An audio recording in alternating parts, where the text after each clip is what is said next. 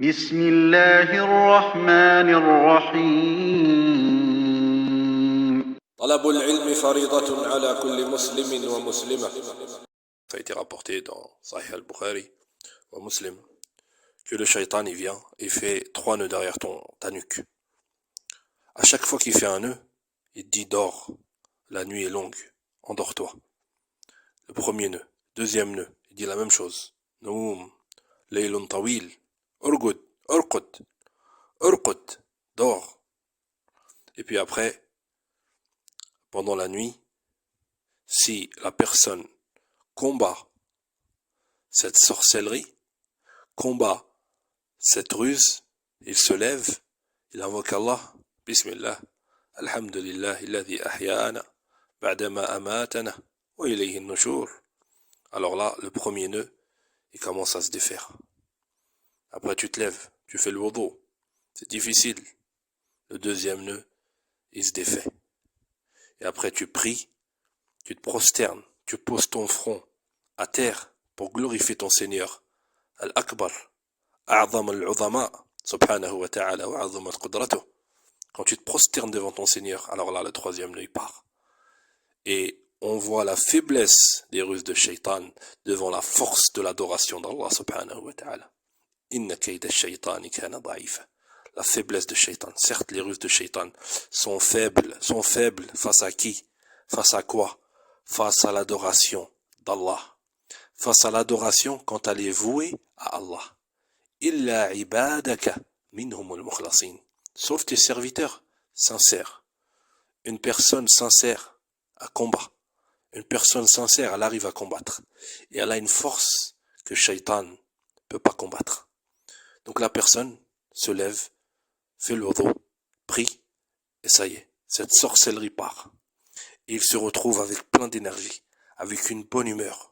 Il se sent bien, il se sent à l'aise, il sent cette sérénité qui descend en lui, ce bien-être, cette joie d'avoir combattu cet ennemi, cette joie d'avoir gagné le combat.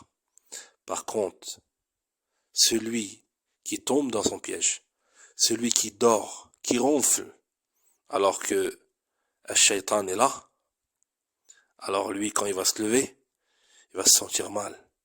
Il va sentir un mal-être en lui. Il va sentir il va sentir que son âme, elle est pas bien. Il va sentir une paresse, un dégoûtage. Imagine-toi une personne depuis des années, comme ça. Puis après, il sent un mal-être. Après, il comprend pas d'où vient le problème. Alors que le problème, il commence dès le matin. Si dès le matin, tu arrives à combattre Shaitan, sache que toute ta journée, tu vas gagner, Inch'Allah. Par contre, si dès le matin, tu perds ce combat contre Shaitan, malheureusement, souvent, tu perds les autres combats. Et souvent, Shaitan, il gagne sur toi. Pas tout le temps. Pas tout le temps. Mais souvent. Donc c'est pour ça que dès le matin, tu dois être fort. Dès le matin, tu dois combattre les ruses de Shaitan. Tasta'in billah. Demande à Allah de t'aider, Allah il va t'aider. وقال موسى يا قوم استعينوا بالله واصبروا. Et Moussa il dit à son peuple, oh mon peuple, demandez l'aide d'Allah et patientez. Demande l'aide d'Allah et patiente. Patiente dans l'adoration d'Allah. L'adoration d'Allah, il arrive parfois où c'est difficile. Il va falloir patienter. Patiente. N'oublie pas quand tu lis le Coran, quand tu dis Iyyaka na'budu wa iyyaka nasta'in. C'est toi que j'adore. C'est toi que j'adore avec sincérité. Et c'est à toi que je demande de l'aide. Wasta'inu billahi wasbiru. Demandez à Allah. À chaque fois que vous faites des choses, demandez à Allah. Et commencez dès le matin à invoquer Allah. La première chose que tu fais quand tu ouvres tes yeux, c'est que tu invoques Allah.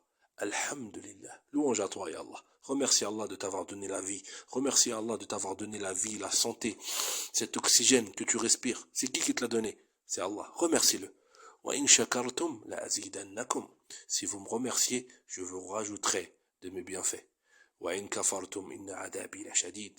Par contre, si vous délaissez ce remerciement, vous allez voir le châtiment d'Allah est très très difficile. Inna adabi وإن تشكروا لازيدنكم وإن كفرتم إن عذابي لشديد.